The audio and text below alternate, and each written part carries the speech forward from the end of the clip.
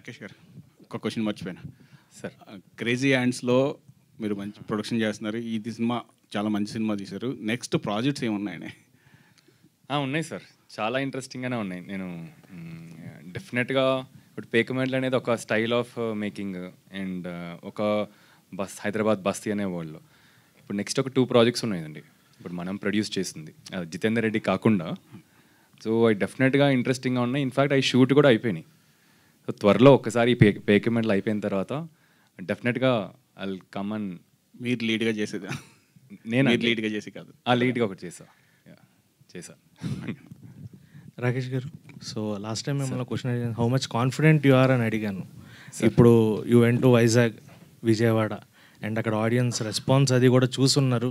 So ఇప్పుడు ఆ confidence మీకు గట్టిగా పెరిగే ఉంటుంది. అండ్ 19th గురించి మీకు చాలా లేదు జనాల్లోకి వెళ్ళిపోతుంది, because it's a family drama అని. And also you have taken the ticket rates అనేది తక్కువ తీసుకొచ్చారు. సో ఈ మధ్యకాలంలో మూవీస్కి రిపీట్ ఆడియన్స్ అనేది తక్కువ అవుతున్నారు, ఒక్కసారి చూసి ఆగిపోతున్నారు. Is this a movie that kind of and కాన్ఫిడెన్స్తోనే రేట్స్ తగ్గించారా ఏంటి కాన్సెప్ట్? సో కాన్ఫిడెన్స్ అనేది సార్ ఇనిషియల్గా అంటే స్టెప్ బై స్టెప్ తీసుకుంటున్నాం సార్. అంటే ఇప్పుడు మీరు అన్నారు కదా 19th ఎలా ఉండబోద్దని, 19th వరకు కూడా వెళ్ళలేదు ఇంకా. ప్రాబ్లీ ధీరజ్ వర్క్ చేస్తున్నాడేమో, ధీరజ్ మా టీమ్. ఇప్పుడు నెక్స్ట్ ఇవాళ రాత్రి ఉందన్నమాట. ఇవాళ రాత్రి ట్రై చేద్దాం అనుకున్నాం, ఒకటి ఓపెన్ చేసాం. సడన్గా నిన్న ఒక చిన్న క్యాంపెయిన్ రన్ చేసాం అనమాట. 50 రూపీస్కి ట్రై చేద్దాం అసలు పెయిడ్ ప్రీమియర్స్ చూపెడదామని హైదరాబాద్లో. సడన్గా ఆల్మోస్ట్ 1200 వరకు ఒక కపుల్ ఆఫ్ అవర్స్లో వచ్చారు. అంటే 1200 మంది చూద్దామని. సడన్గా మేము మార్నింగ్ కల్లా ఒక 2 షోస్ పెంచాం. సో ఇదేంటంటే స్టెప్ బై స్టెప్ ఇది ఎటు వెళ్తుందో, సో ఆ మూమెంట్లో ఉంటున్నాం. ఇవాళ రాత్రి మనం ఎలా ఎఫిషియెంట్గా చేయాలని. రేపు మళ్ళీ సడన్గా రేపు ఓన్లీ 1 or 2 పెయిడ్ ప్రీమియర్స్ అనుకున్నాం. ఈ ఎఫెక్ట్ చూసి 1-2 సరిపోదేమో, ఒక 10 చేద్దామని ధీరజ్ పిచ్ చేశాడు. అండ్ మా టీము ఇంకా ఇప్పుడు నేను యాక్చువల్లీ కొంచెం హెసిటేట్ చేశాను. 10 అనేసరికి కొంచెం అంతమంది ఉన్నారా అసలు, అంతమందికి వెళ్ళిందా లేదా సినిమా అని. బట్ మా టీము ధీరజ్ ఏంటంటే సూపర్ కాన్ఫిడెంట్, లేదు 10 చేద్దాం డెఫినెట్గా వస్తారని. సో అదే sir, step by step confident పెరుగుతుందండి. అండ్ ఫైనల్ ఏంటంటే మనకి 19th ఇంపార్టెంట్. బట్ నా గట్ ఫీలింగ్ ఏంటంటే జనాలు వెళ్ళి చూస్తారండి సినిమా. రిపీట్ ఆడియన్స్ గురించి మనకి రిపీట్ ఆడియన్స్ అదే నేను ఒక ఎక్స్పీరియన్స్ నేను షేర్ చేసుకోవడం మర్చిపోయాను. వైజాగ్లో అండ్ విజయవాడ మేమేమనుకున్నాం, ఓకే అమ్మాయిలకి గట్టిగా కనెక్ట్ అయిపోద్ది అండ్ మనకి కొంత ఆడియన్స్ వరకు రీచ్ అవుద్ది మనకి అని. నాకు ఫస్ట్ హాఫ్ ఏంటంటే ఫస్ట్ హాఫ్ క్యారెక్టర్స్ వరల్డ్ అదంతా సెటప్ చేసుకుంటూ వెళ్ళి సెకండ్ హాఫ్లో ఇంకా రేజ్ అవుద్ది స్టోరీ అంతా. బట్ సర్ప్రైజింగ్లీ ఏంటంటే అందరూ విజిల్స్ ఫస్ట్ హాఫ్లో అంతా కొత్త క్యారెక్టర్కి కొత్త అసలు విజిల్స్ వస్తున్నాయి, అరుస్తున్నారు. అంటే ఆల్మోస్ట్ ఒక మాస్ సినిమా ఉంది కదా, ఒక 400 members సీటింగ్ అనమాట. ఒక మాస్ సినిమా చూసినట్టు చూస్తున్నారు వాళ్ళు. దెన్ సడన్ రియలైజేషన్ ఏంటంటే మనం తీసింది మాస్ కన్నా లైక్ మాసెస్లో వెళ్ళే ఫిల్మ్ ఏమేది. ధీరజ్ కూడా అదే అన్నాడు, మల్టీప్లెక్సెస్ కాదు మనం కాన్సన్ట్రేట్ చేయాల్సింది, మల్టీప్లెక్సెస్తో పాటు సింగిల్ థియేటర్స్ చేద్దాం. సో సింగిల్ థియేటర్స్ అనేసరికి సార్ మనకి రిపీటెడ్ స్కోప్ ఉంటుంది. అండ్ సో అదే ఇప్పుడు సింగిల్ థియేటర్స్ ఉన్నాయి, మల్టీప్లెక్సెస్ ఉన్నాయి. టు ఆన్సర్ యూ క్వశ్చన్ ఏంటంటే ఇప్పుడు ఐఎమ్ కాన్ఫిడెంట్ దట్ వెళ్తారు, జనాలు వెళ్ళి చూస్తారు రిపీటింగ్. ధీరజ్ గారు, ఇది డెఫినెట్లీ రిపీట్ ఆడియన్స్ వెళ్ళే సినిమా అండి. అంటే నేను ఇందాక చెప్పినట్టు ఈ సినిమా చూశాక మనం ప్రతి క్యారెక్టర్తో కనెక్ట్ అవుతాం. అండ్ మన రియల్ లైఫ్లో ప్రతి క్యారెక్టర్ మన చుట్టుపక్కల, మన పక్కింట్లోనో, మన ఫ్రెండ్స్లోనో, తెలిసిన వాళ్ళలోనో, చుట్టాల్లోనో ఎక్కడో ఒక చోట ఉన్నారు, మనం విన్నాము. వాళ్ళ మీద మనం డిస్కషన్ కూడా పెట్టుకున్నాం, ఏంటి వీడు ఇలా చేశాడా వాడు అలా చేశాడని డిస్కషన్ కూడా పెట్టుకున్నాం. సో డెఫినెట్లీ రిపీట్ ఆడియన్స్ వెళ్తారు. అండ్ చూసిన ప్రతి వాళ్ళు అయితే ఫస్ట్ ఫ్రెండ్స్తో వెళ్తే తర్వాత ఫ్యామిలీతో వెళ్ళాలనుకుంటారు, లేదా ఫ్యామిలీతో చూసిన వాళ్ళు ఫ్రెండ్స్తో వెళ్ళాలనుకుంటారు. ఎందుకంటే ప్రతి ఒక్కళ్ళలో బయటికి కనిపించే మనిషి ఒకడు ఉంటాడు, లోపల ఇంకో మనిషి ఉంటాడు. ఇది 2 types ఆఫ్ మనుషులకి కనెక్ట్ అయ్యే సినిమా. సో కొన్ని సీన్స్ మనం ఫ్రెండ్స్తో ఎంజాయ్ చేస్తాం, అరే అక్కడ జరిగే సినిమాలో జరిగే సీన్ వాడెవడో అలా చేసాడని ఫ్రెండ్స్తో కనెక్ట్ అవుతాం.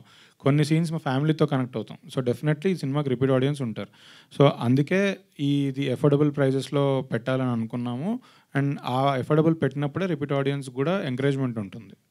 సూపర్ సార్, క్వశ్చన్ అడగకుండానే ఆన్సర్ వచ్చింది. రాకేష్ గారు హాయ్ అండి. Yes, this is Sharath from Telugu one. And మనం ఇంతకుముందు మొన్న మాట్లాడుకున్నాం యాక్చువల్లీ ఒక సినిమా గురించి, ట్వీట్ గురించి కానీ పోస్ట్ గురించి కానీ చాలా హెల్ప్ అవుతుంది వేరే హీరోస్ ద్వారా అని. ఆల్రెడీ రానా గారు ఇందాకే ట్వీట్ చేసినట్టున్నారు సినిమా గురించి, అండ్ అడ్విశేష్ గారు కూడా రెస్పాండ్ అయ్యారు. సో దాని గురించి ఒకసారి చెప్తాను. అదే అండి, ఇప్పుడు అదే చాలామంది నేనైతే షేర్ చేశాను పలానా ఒక సినిమా చేశాను అని. అదే ఒక్కొక్కరు వస్తున్నారు, ఇప్పుడు దిగుతున్నారు. శేష్ వచ్చాడు నిన్న, అదే భద్రా వచ్చాడు, బల్లాల దేవుడు వచ్చాడు, మరి బాహుబలి వచ్చారా?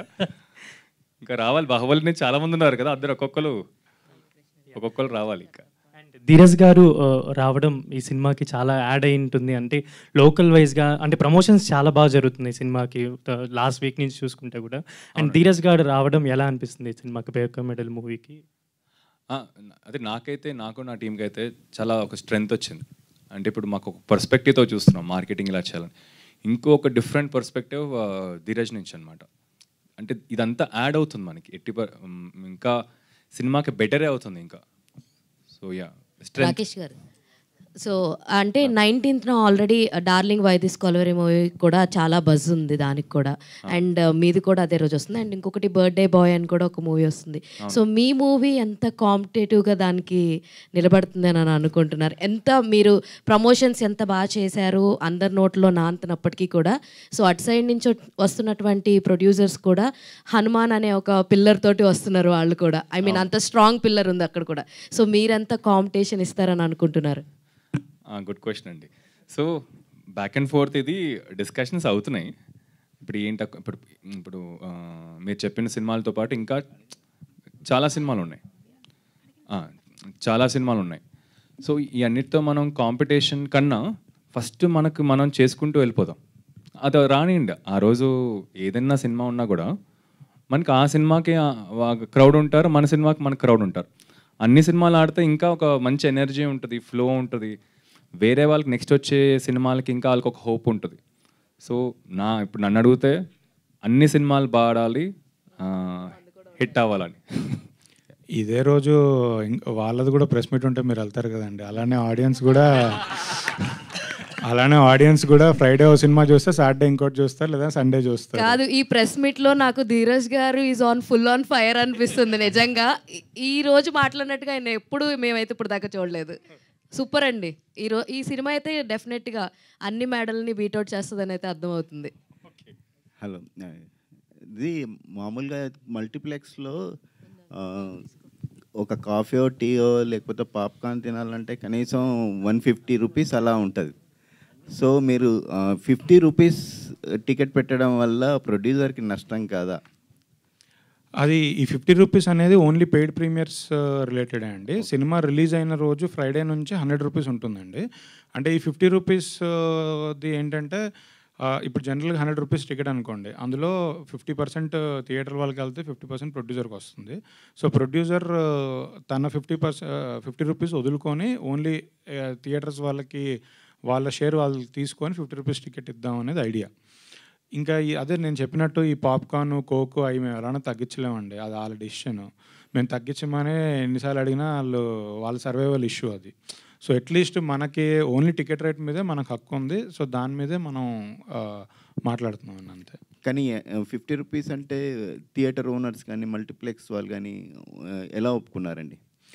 అదేనండి, వాళ్ళకి కూడా సర్వైవలే. ఇప్పుడు ఒక సినిమా ఇప్పుడు కల్కి లాంటి సినిమా రిలీజ్ అయిందండి. రిలీజ్ రోజు మన ఆంధ్రప్రదేశ్, తెలంగాణలో 2000 థియేటర్లు ఉంటే 2000 థియేటర్లో అదే సినిమా పడుతుందండి. అది ఎలా ఉన్నా పడిపోద్ది, హౌస్ఫుల్స్ అవుతాయి. ఫస్ట్ 1 వీక్ అదే జరుగుద్ది. బట్ 1 వీక్ తర్వాత కొన్ని థియేటర్స్ తీసేస్తారండి. కానీ ఇంకో సినిమా లేదు వాళ్ళకి. ఇమీడియట్గా కల్కి నెక్స్ట్ వీక్ ఎవరు సినిమా రిలీజ్ చేయలేదు, ధైర్యం చేయరు. 2 వీక్స్ అయిపోయాక ఇంకొన్ని థియేటర్స్ వదిలేస్తారండి. కొన్నిట్లోనే సినిమా కంటిన్యూ అవుద్ది. ఇప్పుడు వీళ్ళకి సినిమా కావాలి. సో మనలాంటి సినిమాలు వచ్చినప్పుడు వాళ్ళకి టికెట్ రేట్ తగ్గించినప్పుడు ఆక్యుపెన్సీస్ పెరుగుతాయి, అడ్మిషన్స్ పెరుగుతాయి. సో వాళ్ళకి బెనిఫిటే. సో వాళ్ళు వెయిట్ చేస్తున్నారు ఇలాంటి కాన్సెప్ట్ ఎవరైనా వస్తే. ఎందుకంటే నేను అందరితో మాట్లాడుతున్నా కదా, ఇక్కడ ప్రాబ్లం ఎవరికి లేదు. ఇప్పుడు ప్రొడ్యూసర్ రెడీగా ఉన్నారు, ఎగ్జిబిటర్లు 100 రూపీస్కి చేయడానికి రెడీగా ఉన్నారు. ఇవి చేస్తే జనాలు కూడా 100 రూపీస్కి అఫోర్డబుల్ ప్రైస్ కాబట్టి చూడడానికి కూడా రెడీ ఉన్నారు. ఇక్కడ only problem is implementation.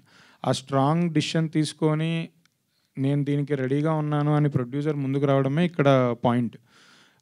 Once producer వచ్చారు అంటే ఇంకా మొత్తం ఎకో సిస్టమ్ అంతా దాని ప్రకారం టర్న్ అవుతూ ఉంటుందండి. ఇష్యూ ఏం లేదు, అందరూ హ్యాపీగానే ఉన్నారు. అంటే సాధారణంగా సినిమా టికెట్ల రేట్ల విషయానికి వస్తే పెద్ద సినిమాలకే టికెట్ రేట్లు పెంచాలని గవర్నమెంట్ని రిక్వెస్ట్ చేయడం అదంతా దీనివల్ల చిన్న ప్రొడ్యూసర్స్ కానీ మీలాంటి మీడియం, మీరు చిన్న ప్రొడ్యూసర్ని అనడం కాదు, మీరు చిన్న ప్రొడ్యూసర్లకు సపోర్ట్ చేస్తారు, మీడియం బడ్జెట్ ప్రొడ్యూసర్లకు సపోర్ట్గా ఉంటారు. సో అలాంటి విషయాల్లో వాళ్ళకి సంబంధించిన బెనిఫిట్ జరిగేలాగా గవర్నమెంట్ ఏమన్నా రిప్రజెంట్ చేసే ఆలోచన ఏమైనా ఉందండి? ఇప్పుడు పెద్ద సినిమాలకి ఏదైతే మనం టికెట్ రేట్ ఎక్కువ కావాలని అడుగుతున్నామో అది 100% కరెక్ట్ అండి. ఎందుకంటే నేను కూడా పెద్ద సినిమాలు డిస్ట్రిబ్యూట్ చేసినతనే, అంటే గుంటూరు కారము, ఇప్పుడు రేపు దేవరా చేస్తున్నాను, అన్ని పెద్ద సినిమాలు నేను కూడా చేశాను. సో ఆ సినిమాకి వాళ్ళు పెట్టిన బడ్జెట్కి, వాళ్ళకున్న బజ్కి, వాళ్ళకున్న హీరోకున్న స్టార్డమ్కి ఆ ఖర్చు తీసుకోవడానికి కోసం టికెట్ రేట్ పెంచమని అడుగుతున్నామండి. అది 100% కరెక్ట్, దాంట్లో అసలు డౌట్ లేదండి. అట్ ద సేమ్ టైం చిన్న సినిమాలకి వీళ్ళు స్పెండ్ చేసిన అమౌంట్కి, వీళ్ళకి కొత్త వాళ్ళతో చేసిన ఎక్స్పెరిమెంట్కి, వీళ్ళకి ఈ ప్రైజింగ్ కరెక్ట్ అండి. సో ఇప్పుడు మనం భారతదేశంలో తీసుకున్న, మన తెలుగు రాష్ట్రాల్లో తీసుకున్న ఇన్కమ్ గ్రూప్స్ సంవత్సరానికి ₹1,00,00,000 పైన ఉన్న వాళ్ళు ఉన్నారు, సంవత్సరానికి ₹1,00,000 ఉన్న వాళ్ళు కూడా ఉన్నారు. సో అన్ని క్లాస్ పీపుల్ ఉన్నట్టుగా సినిమాలు కూడా అన్ని క్లాసులు ఉంటాయండి. ఒకళ్ళు కొంతమంది 2 కోట్లు ఖర్చు పెట్టి సినిమా తీస్తారు, 3 కోట్లు ఖర్చు పెట్టి సినిమా తీస్తారు, కొంతమంది 200 కోట్లు ఖర్చు పెట్టి సినిమా తీస్తారు. సో సినిమాని బట్టి ఆ ప్రైజింగ్ ఉంటుందండి. సో ఇదే విషయము మేము యాక్చువల్లీ నేను ఇందాక చెప్పినట్టు కళ్యాణ్ గారు టీం దగ్గరకు కూడా వెళ్ళిందండి ఈ డిస్కషను. సో వాళ్ళు ఆబ్వియస్లీ సపోర్ట్ చేస్తున్నారు. మొన్న కూడా మన ప్రొడ్యూసర్స్ అందరూ కళ్యాణ్ గారితో మీటింగ్ జరిగినప్పుడు కూడా కళ్యాణ్ గారు వెరీ వెరీ పాజిటివ్గా ఉన్నారు. అలానే ఇక్కడ తెలంగాణలో అయితే ముందు నుంచే ఉంది. ఓన్లీ ఆంధ్రాలో పాత గవర్నమెంట్ ప్రైజింగ్ జీవో వేరే ఉండింది, బట్ తెలంగాణలో ముందు నుంచే ఉంది.